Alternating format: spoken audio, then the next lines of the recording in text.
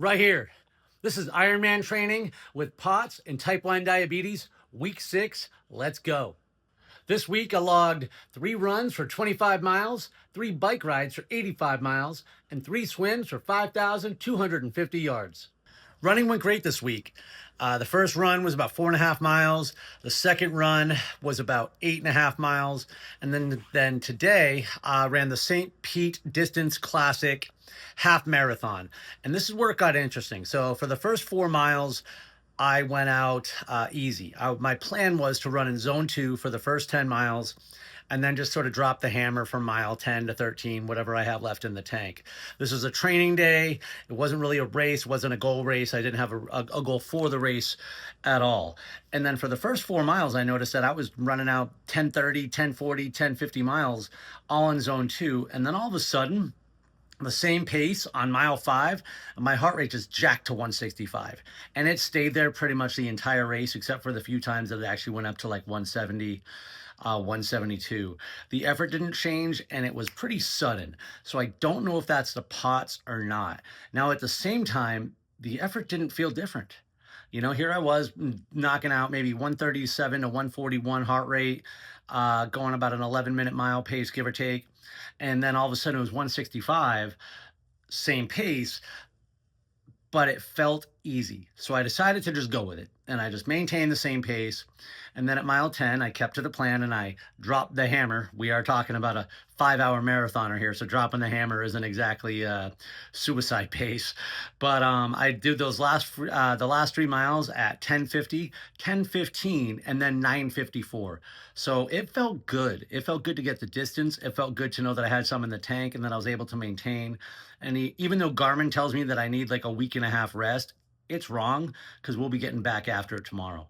Still adapting with my blood sugars, but it didn't really affect me too much on the run. I maintained my strategy of checking my glucose monitor, and then addressing or taking whatever glucose needs that I had every 15 minutes. I started the race a little high, so it took a minute to come down, but there wasn't as much of an impact with diabetes on these runs.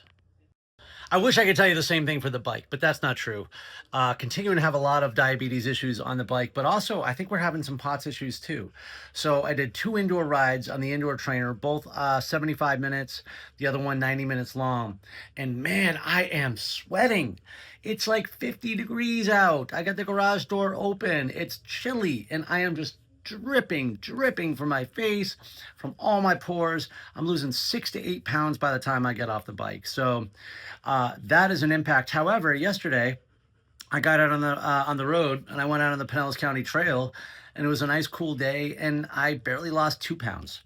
I maintained drinking throughout there, so I don't know if stationary has something of difference. I mean, this is definitely a POTS related issue, and it's interesting to see when it's getting triggered, because even on a run, it's usually about 8 or 9 minutes in before the sweat really starts to break. Even if I did a good warm-up first, I mean, that's when all of a sudden the heat intolerance just like kicks in. So I had good training rides Tuesday and Thursday.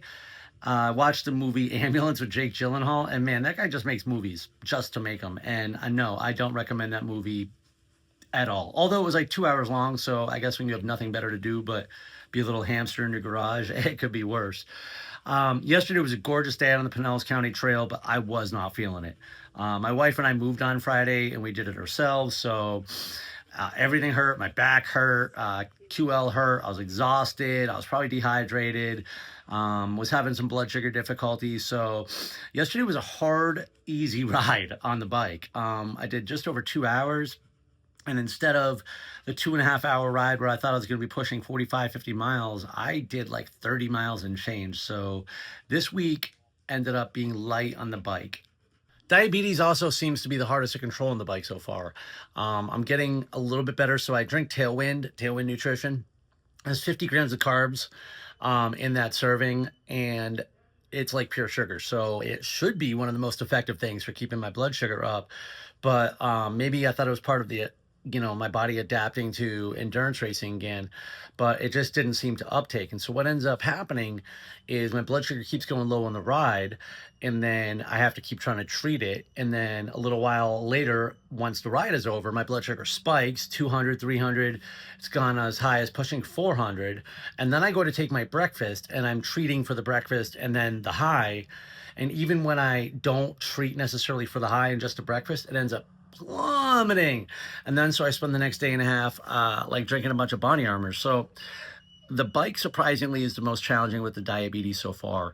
I think that some adaptation needs to happen, but I think I need to preload and go into the bike with a higher blood sugar, which is going to be tricky since that's basically my strategy for the swim. So we're figuring things out. Had a great time in the pool this week, though. On Monday, I did 1,500 yards of all drills. I've been doing more with the kickboard drill, but I don't know if you've ever done that and actually just tried to swim with a kickboard, but it is exhausting. And this is supposed to be my recovery work. So I'm building up endurance with the kickboard. I keep doing a lot of the catch-up drill, which is good because it's doing its job. It's slowing me down. The problem is when I go to just swim freestyle, it's also slowing me down. 1,500 yards on Monday. 1,750 yards on Wednesday that had some drills, and then a lot of those counting drills at 100 yards at a time or 200 yards at a time. And then Friday was warm up. I did some drills, did 800 yards unbroken for 2,000 yards total. Now, what's kind of cool is that when I was training for that Olympic try this summer, 2,000 yards is the most I ever got to. And then here I am in week 6 and I'm already accumulating, and it wasn't all at once, but still that's over 5,000 yards in the pool. I don't know if I've done that in a week before, but that's not the highlight. The highlight is the fact that my wife joined me. She is doing the sprint triathlon at St. Anthony's. I think it's called St. Anthony's here in St. Petersburg in April. I'm doing the Olympic try that day.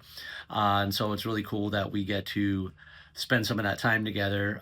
We're doing drills in the pool and we'll be doing laps in the pool. And it's just awesome when you get to share this with other people in your life. Not only does it make your life easier, but to have that to support and encourage each other, especially because everybody's going through something. I talk about POTS and diabetes, but it's not like I'm the only person with an ailment.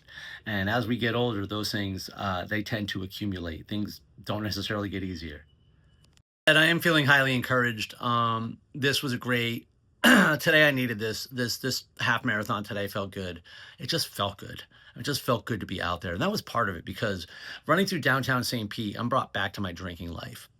I'm running by Ferg's where there's been blackouts and I definitely didn't make a lot of friends. At the Trop where, as a huge baseball fan, it was more of a drinking event than anything else. I think about the times where I'd go out with friends and find myself by myself. And life is a little bit different when you can live for the sunrise without having to stay up all night for it either. I do love those moments because I don't reflect a lot on that part of my life like that. And just, I'm more focused on who I am now and who I'm still trying to become.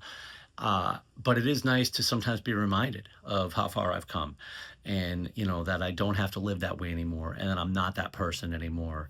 And the things that I thought were fun were just torturing myself. And, and I wonder, honestly, it's like the people who stayed by your side then, who were your friends, like, why? Were they really? Like, what did they like about you? And maybe I'm being too hard on myself, and it's not like it's that all the time, but I'm glad I don't have to be that guy anymore. One more reflection too is, you are your circle. And I'll tell you what, so as someone with POTS and diabetes and 7 herniated discs and fractured ribs and cancer, and I don't know, I'll come up with 5 other things while we're sitting here. Almost everybody who ever went to medical school tells me to sit down. They tell me not to do what I'm doing. They tell me I'm pushing myself and blah, blah, blah. It's dangerous and this. I've had endocrinologists. I've had several endocrinologists refuse to work with me because I told them that I run endurance.